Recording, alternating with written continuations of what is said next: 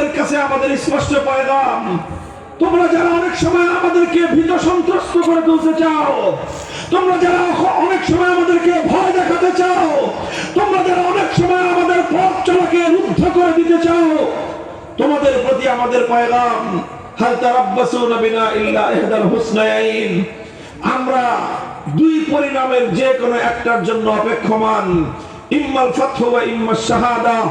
হয় আমরা দিনের বিজয় অর্জন করে কালেমার ঝান্ডা উড্ডীন করব, আর সেটা না পারলে শাহাদাতের সুধা পান করে খোদার জান্নাতের মেহমান হব।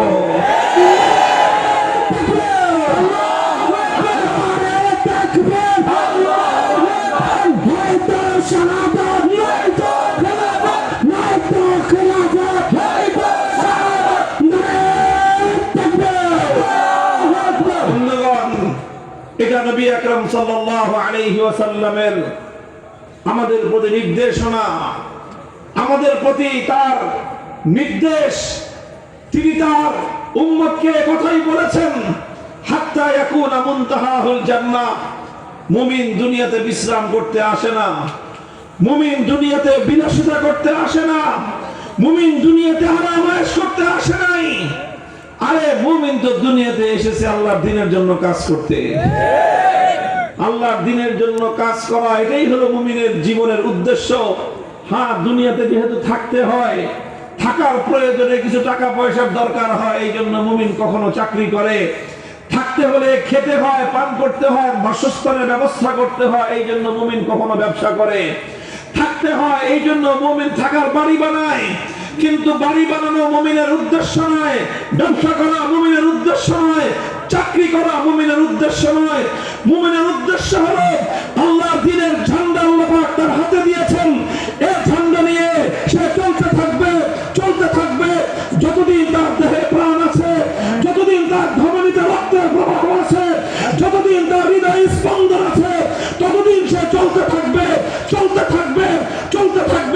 মরণ চলে আসলে মরতে থাকবে, চলতে থাকবে।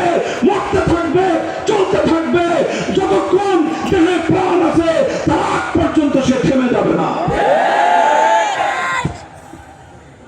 ভাই, এটা আমাদের শুধু কথা নয়, এটা শুধু রাসূল আকরাম সাল্লাল্লাহু আলাইহি ওয়াসাল্লামের নির্দেশনা নয়, এটাই সিরাতুন নবী, এটাই নবী জীবনের আদর্শ। শুধু এমন না যে আল্লাহর নবী উম্মতকে বলেছেন, উম্মতকে অর্ডার দিয়ে নিজে আরামে ঘুমিয়েছেন, ব্যাপারটা এমন নয়। আমাদের নবী তেমন কোন নবী না যে তিনি কর্মীদেরকে মাঠে পাঠিয়ে দিয়ে নিজে আরামে ঘুমাবেন না। আমার নবী প্রতিটা ক্ষেত্রে প্রয়োজনের সময় তিনি নিজে ঝুঁকি নিয়েছেন, তিনি নিজে অগ্রসর হয়েছেন, অন্যদেরকে সাথে নিয়ে তিনি এগিয়ে গিয়েছেন। আল্লাহর নবী যত রকম বাধাই আসুক, যত রকম প্রতিকূলতা আসুক, অথবা যত রকম অনুকূল পরিবেশ হোক, অনুকূল প্রতিকূল কোন পরিবেশেই রাসূল আকরাম সাল্লাল্লাহু আলাইহি ওয়াসাল্লাম সামনে চলা বন্ধ করেন নাই। আমরা আল্লাহর নবীর সিরাতকে যদি, নবীর জীবনটাকে যদি আমরা খুব সংক্ষেপে একটু দেখি, কয়েকটা মৌলিক ঘটনাকে যদি আমরা একটু পর্যালোচনার মধ্যে আনি, আমরা দেখতে পাবো আল্লাহর পয়গম্বরের নবুয়তের 23 বছরের জিন্দেগি। হেরার গুহায় তিনি নবুয়তের আলো পেলেন, ওহীর সন্ধান তিনি পেলেন, আল্লাহর কোরআন নাজিল হওয়া শুরু হলো। আল্লাহ পাক রব্বুল আলামিন আমাদের নবীকে নবুয়ত দিলেন, রিসালাত দিলেন, হুকুম করলেন, এবার যান দুনিয়ার মানুষকে আপনি একত্ববাদ এবং তাওহীদের দাওয়াত দিন। নবী আকরাম সাল্লাল্লাহু আলাইহি ওয়াসাল্লাম তাওহীদের দাওয়াত নিয়ে তিনি তার কওমের কাছে, তার জাতির কাছে গেলেন।